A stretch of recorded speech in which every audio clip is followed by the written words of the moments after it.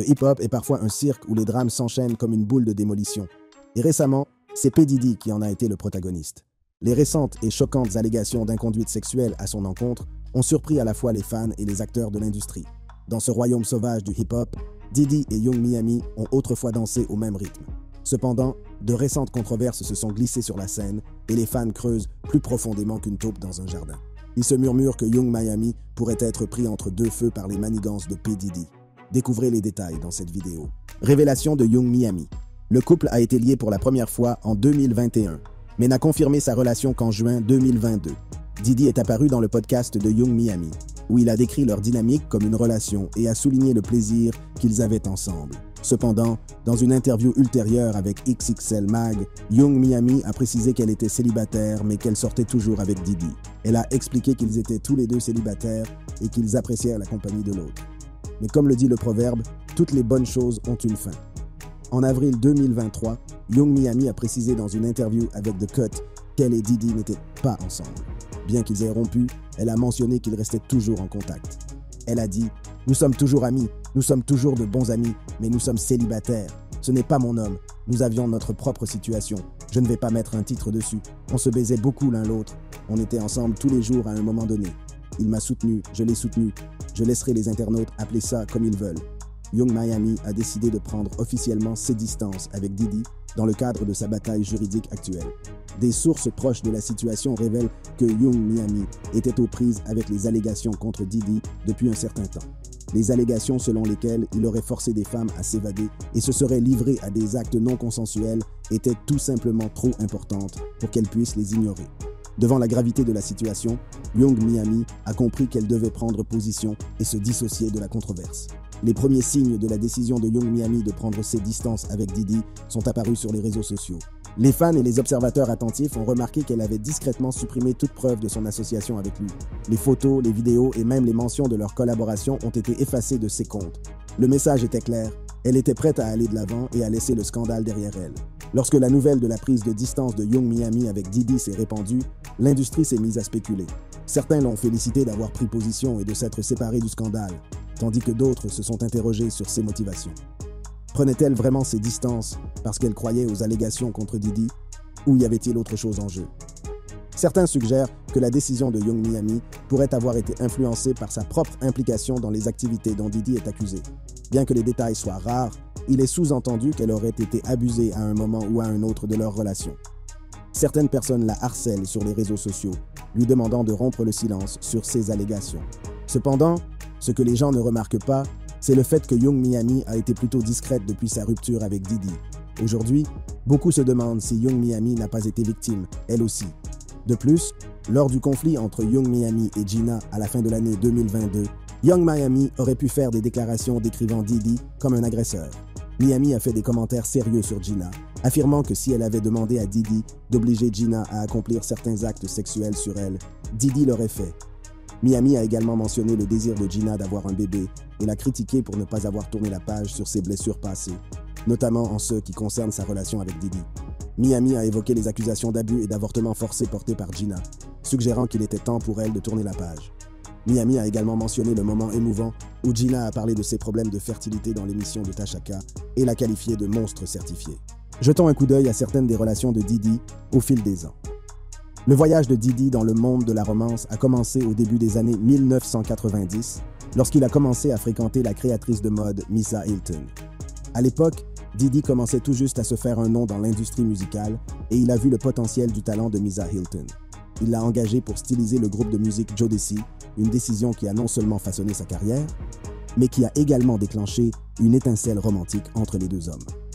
Nous sortions ensemble à l'époque et il venait de passer de stagiaire à A&R, a révélé Hylton lors d'une interview accordée à BET en mars 2023. Il occupait un nouveau poste chez Uptown Records et était chargé d'assembler l'album sur le plan musical, mais aussi sur le plan esthétique. Leur relation s'est épanouie au fur et à mesure qu'ils travaillaient ensemble, créant un lien fort tant sur le plan personnel que professionnel. Diddy a reconnu la vision créative de Hylton et l'a aidé à percer dans l'industrie. Leur collaboration à l'album de Jodeci a non seulement mis en valeur les talents de styliste de Hylton, mais a également renforcé leur relation. En décembre 1993, Diddy et Hylton accueillent leur seul enfant, Justin. Malgré leur rupture éventuelle, ils sont restés proches en coparentant Justin, donnant la priorité au bien-être de leur fils avant tout. Leur engagement à maintenir une relation saine pour le bien de leur enfant était évident lorsque Hilton a assisté au 50e anniversaire de Diddy en décembre 2019. Cependant, en juin 2023, Hilton a semblé exprimer ses griefs envers son ex sur son Instagram après l'arrestation de Justin et son inculpation subséquente pour conduite en état d'ivresse. Sa frustration semble découler du procès intenté par Diddy contre la société d'alcool Diageo, qui l'a poursuivi pour discrimination raciale, alléguant qu'elle n'avavait pas promu les marques Ciroc et de Léon. L'association de Diddy avec l'industrie de l'alcool semble aller à l'encontre du désir de Hilton de le voir promouvoir quelque chose de plus sain et de plus encourageant. Elle a exprimé son mécontentement en écrivant « Comment peut-on passer de l'un des plus grands artistes de tous les temps à gagner tout son argent grâce à l'alcool et à intenter un procès à cette foutue société d'alcool? Vendez quelque chose de sain qui aide les gens à s'épanouir. J'en ai marre. Not means. » Malgré cette manifestation publique de frustration, il semble que Hilton et Diddy aient réussi à se réconcilier. Peu après sa story Instagram, Hilton a commenté l'un des posts de Diddy qui lui a répondu « Je t'aime, ma reine. Reste dans la lumière. » Une autre des relations les plus importantes de la vie de Diddy a été celle qu'il a entretenue avec la défunte Kim Porter. Leur histoire d'amour a débuté dans les années 1990 et a connu de nombreux hauts et bas au fil des ans. Leur amour était évident lorsqu'ils assistaient ensemble à des événements sur le tapis rouge, exsudant le glamour et le style. En avril 1998, ils ont donné naissance à leur premier enfant, Christian. Diddy a également adopté le premier fils de Porter, Quincy, né d'une précédente relation, comme son propre fils, consolidant ainsi leur engagement à créer une famille recomposée. Cependant, leur relation a connu son lot d'obstacles. Un an seulement après la naissance de Christian, Diddy et Porter décident de se séparer. Malgré leur rupture, ils sont restés liés par l'amour qu'ils portaient à leurs enfants. Ils se sont battus au tribunal pour la garde des enfants, mais ont fini par trouver un moyen de coparentalité efficace. L'un des moments les plus difficiles de leur relation s'est produit lorsque Porter a découvert que Diddy attendait un enfant de son amie Sarah Chapman. Cette révélation a eu lieu alors que Porter était enceinte de leurs jumeaux, Dlila Star et Jesse James, qui sont nés en décembre 2006. Porter s'est senti trahi par les actions de Diddy et a exprimé sa déception dans une interview avec le magazine Essence. « J'aurais préféré l'apprendre de lui, parce que c'est un homme », a déclaré M. Porter. « Je sais qu'il est difficile pour quelqu'un de dire à sa moitié « J'ai eu des ennuis et j'ai un bébé en route ». Mais les hommes s'impliquent dans des choses, je ne suis pas naïf à ce sujet. Mais il y a une bonne et une mauvaise façon de gérer la situation. Parce que, avant tout, nous étions amis. Même si je n'aurais pas pu le comprendre en tant que femme, je l'aurais compris en tant qu'ami. Malgré les difficultés rencontrées, Diddy et Porter sont restés des amis proches et ont continué à co-élever leurs enfants. Leur dévouement à leur famille était évident dans leurs déclarations publiques et leurs actions.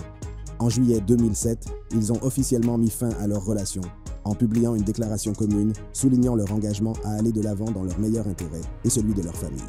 En mettant fin à cette relation, j'ai pris une décision qui était dans le meilleur intérêt de moi-même, de Sean et de notre famille, a déclaré Mme Porter dans le communiqué. J'ai hâte de poursuivre ma vie et ma carrière, et je lui souhaite prospérité, santé et bonheur dans la vie et en amour. Nous resterons des amis et des parents engagés envers nos enfants. Tragiquement, Porter est décédé en 2018 des suites d'une pneumonie lobaire. Après sa mort, Diddy a continué à honorer la mémoire de Porter, en publiant des hommages sincères sur les médias sociaux et en parlant affectueusement d'elle dans des interviews. Il l'a décrite comme une mère incroyable et a exprimé sa gratitude pour le temps qu'ils ont passé ensemble. Diddy a également eu une relation amoureuse avec Jennifer Lopez. Cette relation passionnée et très médiatisée a captivé les médias et les fans. Leur histoire d'amour a débuté en 1999 et a rapidement fait parler d'elle. En tant que deux puissances de l'industrie du divertissement, leur union semblait être un mariage parfait. La relation entre Diddy et Lopez s'est épanouie à une époque où leurs carrières respectives montaient en flèche. Ils étaient l'exemple même d'un couple puissant, participant ensemble à des événements sur tapis rouge et faisant les gros titres partout où ils allaient. Leur alchimie était indéniable et l'amour qu'ils éprouvaient l'un pour l'autre était évident pour tous ceux qui les entouraient. Le moment le plus mémorable du couple a eu lieu lors des Grammy Awards 2000, où Lopez a revêtu sa robe verte Versace emblématique. Ce choix de mode audacieux est devenu une sensation instantanée, consolidant le statut de Lopez en tant qu'icône de la mode et gravant à jamais son image et celle de Diddy dans l'esprit du public. Dans une interview accordée en 2017 à Entertainment Tonight, Diddy est revenu sur ce moment et son impact. « Je pensais que cela allait vraiment changer la donne en ce qui concerne elle et la mode », a-t-il déclaré. « Je ne savais pas à quel point ça allait être important, mais c'était un grand moment pour elle. » Cependant, leur relation n'a pas été sans heurts. En 2001, Diddy et Lopez ont décidé de se séparer citant l'infidélité de Diddy comme cause de leur rupture. Dans une interview accordée en 2003 au magazine Vibe, Lopez s'est ouverte sur la fin de leur relation, révélant la douleur qu'elle a ressentie. « C'était la première fois que j'étais aussi maltraitée », a déclaré Madame Lopez. « J'étais dans cette relation avec Puff, je pleurais, j'étais folle, je devenais dingue, ça a vraiment fait basculer toute ma vie. » Malgré leur rupture, Diddy et Lopez ont réussi à maintenir une relation amicale au fil des ans. Ils se sont retrouvés lors d'une fête en 2018 où ils ont été vus en train de discuter et de rire ensemble, prouvant qu'ils avaient dépassé la douleur de leur passé et qu'ils étaient capables d'apprécier la compagnie de l'autre. En 2021, Diddy s'est rendu sur les médias sociaux pour partager une photo de lui et de Lopez, renforçant ainsi leur amitié et les souvenirs positifs qu'ils ont partagés. Si les relations de Diddy avec Lisa Hilton, Kim Porter et Jennifer Lopez ont été les plus marquantes de son histoire sentimentale, d'autres liens importants ont jalonné sa vie. Jetons un coup d'œil à certaines de ces relations et explorons les récents développements dans la vie personnelle de Diddy. Lori Harvey, la belle-fille du comédien Steve Harvey, a fait l'objet d'une rumeur selon laquelle elle sortirait avec Diddy en 2019. Le couple a été aperçu ensemble dans le quartier de Soho à New York, suscitant des spéculations sur leur relation. Ils ont ensuite été vus en vacances avec les parents de Lori en Italie. Cependant, leur romance a semblé s'essouffler, car Lori n'a pas suivi Diddy sur les médias sociaux et il a été aperçu en train de dîner avec une autre femme. En janvier 2023, Lori a démenti les rumeurs selon lesquelles elle était sortie avec Diddy et son fils Justin, mettant les choses au clair lors d'une interview accordée à News. La relation la plus récente de Diddy est avec Dana Trent, une professionnelle de la cybersécurité, spécialiste industrielle et mannequin. Bien que Diddy n'ait pas confirmé leur relation amoureuse, le couple a accueilli une petite fille nommée Love Sean Combs en octobre 2022. Diddy a exprimé sa joie et sa gratitude sur les médias sociaux en écrivant « Je suis tellement béni d'accueillir ma petite fille Love Sean Combs dans le monde. Mama Combs, Quincy, Justin, Christian, Chance, Delilah, Jessie et moi-même t'aimons tous énormément. Dieu est le plus grand. » Un nom que j'ai intentionnellement omis jusqu'à présent est celui de Cassie. Tout comme certaines de ses relations précédentes, la relation de Diddy avec Cassie est très importante. La relation entre Diddy et la chanteuse Cassie, de son vrai nom Cassandra Ventura, a connu des hauts et des bas. Leur histoire d'amour a débuté en 2007 et a duré près de 10 ans, captant l'attention des fans et des médias. Cependant, leur relation n'a pas été de tout repos, marquée par de multiples ruptures et réconciliations. Dès le départ, la relation entre Diddy et Cassie est indéniable. Il venait de la faire signer sur son label, Bad Boy Records, et leur collaboration professionnelle s'est rapidement transformée en relation amoureuse. L'alchimie du couple était évidente et on les voyait souvent assister ensemble à des événements prestigieux, affichant leur amour aux yeux du monde entier. Cependant, leur relation n'a pas été exempte de difficultés. Au fil des ans, Diddy et Cassie ont connu plusieurs ruptures, chacune suivie d'une réconciliation. Leur dynamique on again, off again a laissé les fans dans l'expectative quant à l'état de leur relation. Après leur rupture, Cassie est passée à autre chose et a épousé l'entraîneur personnel Alex Fine en 2019. Le couple a depuis accueilli 2 enfants ensemble, trouvant le bonheur dans leur propre parcours. En novembre 2023, des allégations choquantes sont apparues lorsque Cassie a porté plainte contre Diddy, l'accusant de viol et de trafic sexuel pendant leur relation. La situation n'est pas brillante. La plainte de Cassie décrit en détail un cycle déchirant d'abus, de violence et de trafic sexuel que Cassie affirme avoir enduré pendant une décennie. Selon la plainte, Cassie a rencontré Diddy pour la première fois alors qu'elle avait 19 ans, qu'il en avait 37 et qu'il venait de la signer sur son label. Selon la plainte, Diddy exerçait un contrôle total sur la vie de Cassie, qui craignait des représailles si elle le lui refusait. Elle décrit une série d'abus physiques, notamment un incident au cours duquel Diddy aurait piétiné le visage de Cassie, lui laissant des ecchymoses. La plainte affirme également que Cassie a été forcée de se cacher dans une chambre d'hôtel pendant 1 semaine jusqu'à ce que ses blessures guérissent. Selon le procès de Cassie, elle accuse Diddy de l'avoir violée en 2018, d'avoir abusé d'elle physiquement, de l'avoir intimidée et même de l'avoir forcée à avoir des relations sexuelles avec des escortes masculines pendant qu'il regardait. Les détails des incidents présumés étaient profondément troublants, révélant un modèle de contrôle et de manipulation. Il s'agit d'un récit poignant d'une relation qui a terriblement mal tourné. L'avocat de Diddy, Ben Brafman, a nié avec véhémence ces allégations, les qualifiant d'offensantes et de scandaleuses. Il a déclaré que la demande de Cassie de 30 millions de dollars, sous la menace d'écrire un livre préjudiciable sur leur relation, a été rejetée sans équivoque, car il s'agit d'un chantage flagrant. Le lendemain de l'action en justice intentée par Cassie, Diddy et Cassie ont annoncé qu'ils avaient réglé et résolu à leur satisfaction mutuelle les plaintes déposées dans le cadre de l'action en justice. Les termes de leur accord n'ont pas été rendus publics. Dans une déclaration, Cassie a exprimé son désir de résoudre l'affaire à l'amiable et a remercié sa famille, ses fans et ses avocats pour leur soutien indéfectible. Dans sa déclaration, Diddy a souligné que le règlement du procès n'impliquait pas la reconnaissance d'un acte répréhensible et qu'il souhaitait à Cassie et à sa famille ce qu'il y a de mieux. Dans le sillage de l'accord entre Cassie et Diddy, un autre procès choquant est apparu, ternissant encore davantage la réputation de Diddy. Une ancienne étudiante de l'université de Syracuse, identifiée comme Joey Dickerson Neal, a porté plainte contre Diddy, alléguant un horrible incident survenu en 1991. Le procès, obtenu par Rolling Stone, détaille des allégations troublantes d'usage de drogue, de viol et de pornographie de vengeance. Selon l'action en justice intentée par Mme Dickerson Neal, Diddy l'a invitée à dîner à Harlem en 1991. Il l'a ensuite conduite dans un studio d'enregistrement où elle affirme qu'il l'a violée alors qu'elle était dans un état physique tel qu'elle ne pouvait ni se tenir debout ni marcher de manière autonome. Les détails de l'agression sont profondément troublants, dressant le portrait d'une jeune femme vulnérable soumise à une expérience traumatisante. Quelques jours plus tard, l'ami de Mme Dickerson Neal lui a révélé qu'il avait visionné une sex tape la mettant en scène avec Diddy et d'autres hommes. Cette révélation a ajouté une nouvelle couche de violation à une situation déjà horrible.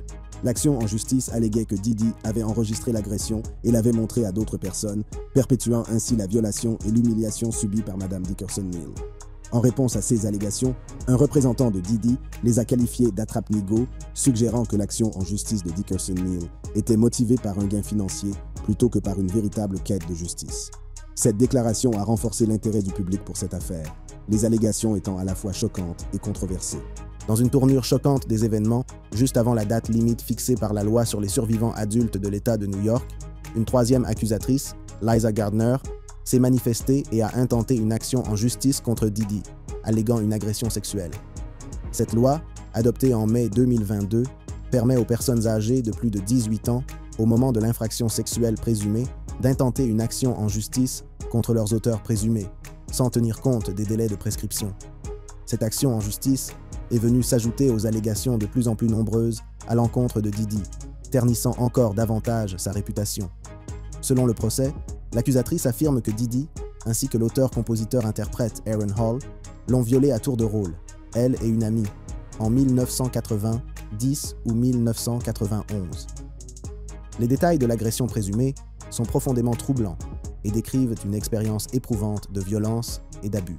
L'action en justice affirme également que quelques jours plus tard, Diddy a de nouveau attaqué Liza Gardner dans une maison où elle séjournait, faisant preuve d'un comportement violent et l'étouffant. Liza Gardner a également affirmé que le motif de l'agression de Diddy était de l'empêcher de révéler ce qui était arrivé à son ami. Le procès dépeint l'image d'un homme prêt à tout pour faire taire ses victimes et protéger sa réputation. En réponse à ces allégations, les représentants d'Aaron Hall et de Diddy n'ont pas immédiatement fait de commentaires. Le public attendait avec impatience les déclarations des deux parties, espérant une clarification et une meilleure compréhension de la situation. Dans un développement choquant, une quatrième plaignante, Jane Doe, a déposé une plainte contre Diddy, Daddy's House Recordings et Bad Boy Entertainment. La plainte fait état d'un incident horrible, survenu en 2003, alors que la plaignante n'avait que 17 ans. Selon la plainte, la plaignante a rencontré l'ancien président de Bad Boy, Harve Pierre, à Détroit, qui l'a informé que Diddy voulait la rencontrer. Elle a été transportée en jet privé jusqu'à Teterboro, dans le New Jersey, avant d'arriver à Manhattan. La plaignante a déclaré qu'on lui avait donné beaucoup de drogue et d'alcool, ce qui l'avait rendue vulnérable. Elle a décrit comment, à cause des substances, elle a eu des hauts et des bas. Selon elle, Diddy, Pierre et une autre personne l'ont agressée dans la salle de bain du studio Daddy's House de Diddy à New York. Elle leur a demandé d'arrêter, disant qu'elle avait du mal à respirer et qu'elle ressentait une douleur intense. Elle affirme également que Diddy l'a d'abord agressée et qu'il a ensuite observé les deux autres hommes, assis sur une chaise à l'extérieur de la salle de bain. Après que Pierre a fini de l'agresser, la plaignante est restée seule dans la salle de bain, recroquevillée en position fétale, en proie à des douleurs atroces.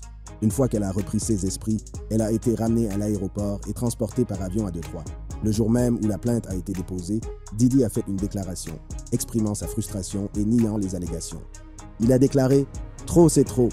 Au cours des 2 dernières semaines, je suis resté assis en silence et j'ai regardé les gens essayer d'assassiner mon caractère, de détruire ma réputation et mon héritage.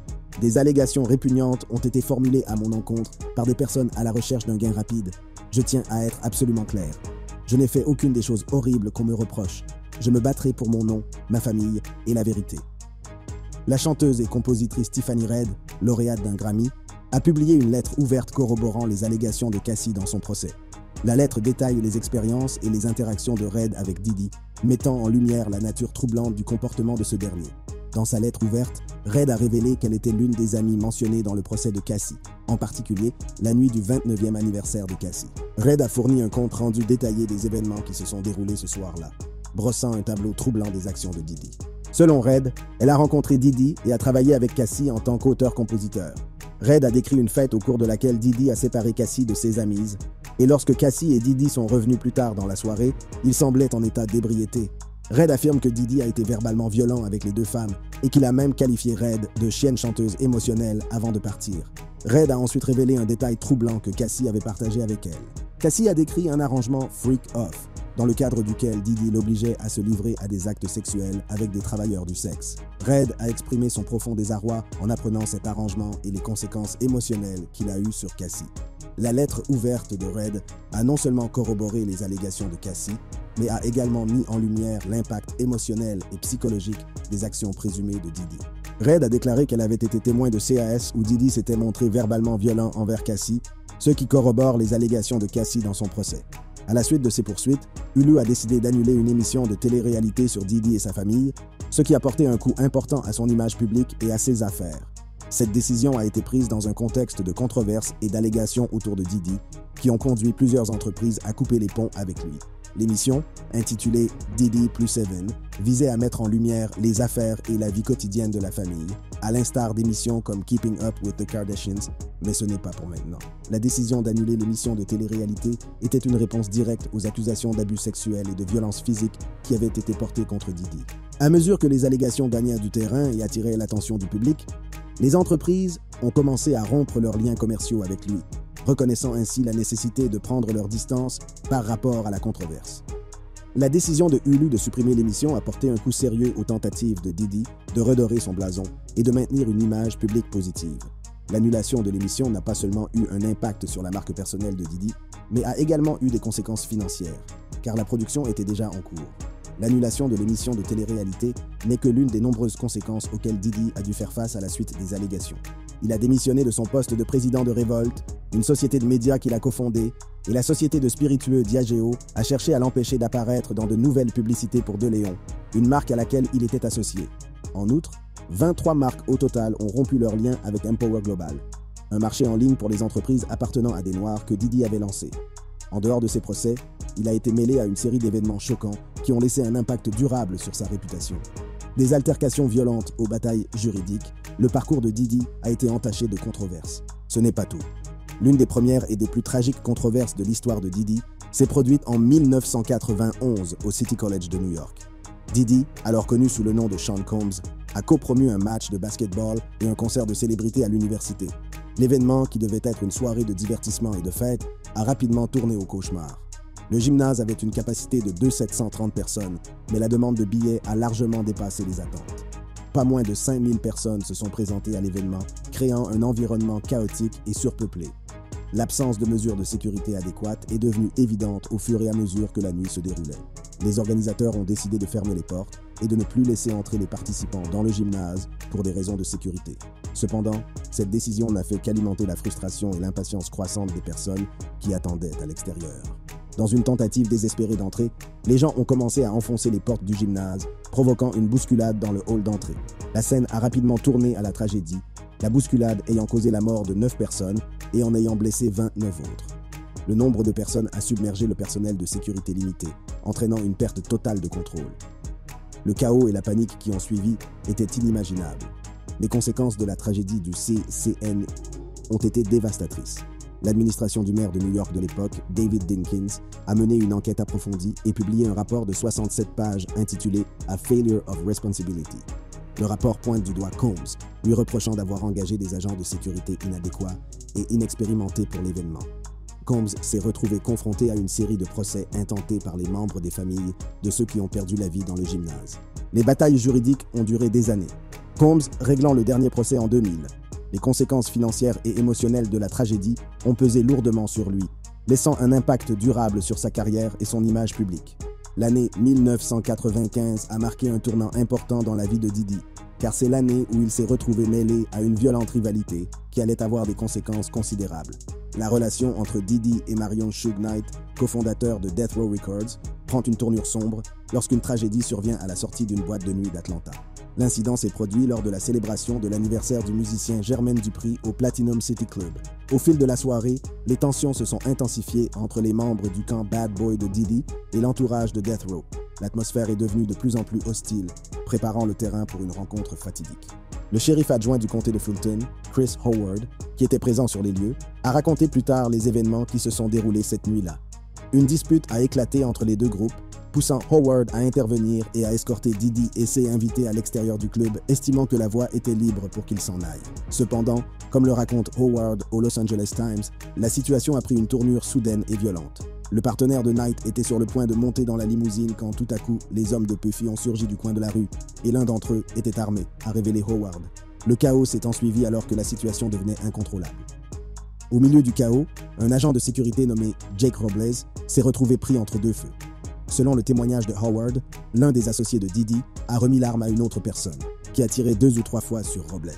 L'agresseur s'est ensuite rapidement enfui, sautant dans une voiture dans laquelle se trouvaient les associés de Diddy. Tragiquement, Robles a succombé à ses blessures quelques semaines plus tard dans un hôpital d'Atlanta. Cette fusillade a déclenché une violente rivalité entre Death Row et Bad Boy, qui allait faire la une des journaux pendant des années. Diddy a nié toute implication dans la fusillade, mais l'incident a tendu sa relation avec Knight et a alimenté l'animosité entre les deux camps. Knight aurait tenu Diddy pour responsable de la tragédie. Les suites de la fusillade ont été marquées par des batailles juridiques et des tensions permanentes entre Death Row et Bad Boy. L'incident est devenu un point central dans le récit plus large de la rivalité entre la côte Est et la côte Ouest du hip-hop, qui avait déjà coûté la vie à d'autres figures importantes de l'industrie. En 1998, Diddy se retrouve au centre d'une nouvelle controverse, impliquant cette fois le directeur musical Steve Stute. L'incident s'est produit après la sortie d'un clip vidéo pour la chanson Hate Me Now de Diddy et Nas, qui a provoqué une tempête de controverses et une violente altercation. La vidéo contenait des scènes représentant Diddy sous les traits de Jésus-Christ en train d'être crucifié, ce qui l'a profondément offensé. Stute, qui était alors le manager de Nas, a envoyé par erreur à MTV une version de la vidéo qui comprenait la scène de crucifixion. Lorsque Diddy a appris que la vidéo avait été diffusée avec les images controversées, il a été furieux. Dans un accès de colère, Diddy, accompagné de 2 autres hommes, a fait irruption dans le bureau de Stute à New York. L'atmosphère est rapidement devenue hostile lorsque Diddy a confronté Stute à propos de la vidéo. Des témoins ont décrit une scène chaotique, avec une escalade rapide des tensions. Au cours de l'altercation, Diddy a attaqué Stute avec une bouteille de champagne, lui causant des blessures qui seront décrites plus tard comme une fracture du bras et de la mâchoire. L'incident fait rapidement la une des journaux et ternit encore l'image de Diddy. L'agression a eu des conséquences juridiques pour Diddy.